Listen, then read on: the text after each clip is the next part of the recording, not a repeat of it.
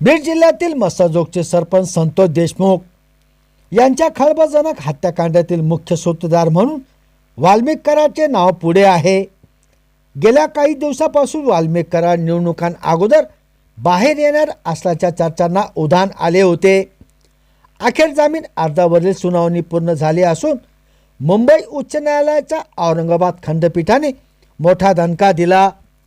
औरंगाबाद खंडपीठाने मुख्य आरोपी वाल्मिक कराडचा जामीन अर्ज फेटाळला. सलग 2 दिवस या प्रकरणी कोर्टात सुनावणी सुरू होती. न्यायमूर्ती SM घोडेस्वार यांच्या खंडपीठासमोर झालेल्या सुनावणीत बचाव पक्षाने कराडला प्रकरणात अन्यायाने गोवल्याचा दावा केला. संतोष देशमुख यांच्या निर्गुण हत्येने राज्यभर संतापाची लाट उसळली होती. या प्रकरणातील आरोपी कोठडीत असून मुख्य आरोपी मानल्या गेलेल्या वाल्मिक कराडच्या वतीने जामीन अर्ज दाखल करण्यात आला. सर्वोच्च न्यायालयाच्या मिहिर शहा निवाड्यानुसार आरोपीला अटकेची लिखित कारणे देणे बंधनकारक असताना ती न दिल्याचा मुद्दा बचाव पक्षाने उपस्थित केला. तसेच मोक्का कायदा चुकीचा लागू करण्यात आला असून कराड घटनेच्या दिवशी घटनास्थळापासून शेकडो किलोमीटर दूर होता असा युक्तिवाद कराडच्या वकिलांनी केला. या दाव्यांना प्रतिवाद करताना सरकारी वकील गिरासे यांनी घटनेची प्रत्येक तारखेनुसार मांडणी करून पुरावे न्यायालयासमोर ठेवले.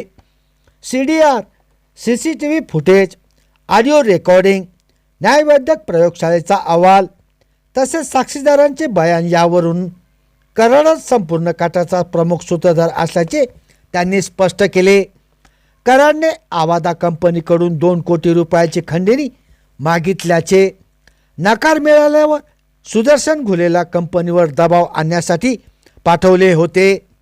हेही न्यायालयात निदर्शनास आणून दिले. सुदर्शन घुले व त्यांच्या सहकाऱ्यांनी उमरी टोल नाक्यावरून संतोष देशमुख यांचे अपहरण करून निर्जन ठिकाणी मारहाण केली. मारहाणी दरम्यान कराड, घुले आणि विष्णू चाटे यांचे फोनवर सतत संपर्क सुरू होते असा पुरावाही मांडण्यात आला.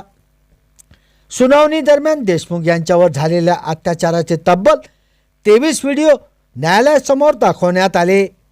ही दृश्ये पाहताच उपस्थित नागरिक, वकील आणि देशमुख यांचे कुटुंबीय भावूक झाले होते. पत्नी अश्विनी देशमुख आणि भाऊ धनंजय देशमुख यांना अश्रू अनावर झाले. त्यांनी न्यायालयाबाहेर जाऊन स्वतःला सावरावले लागले.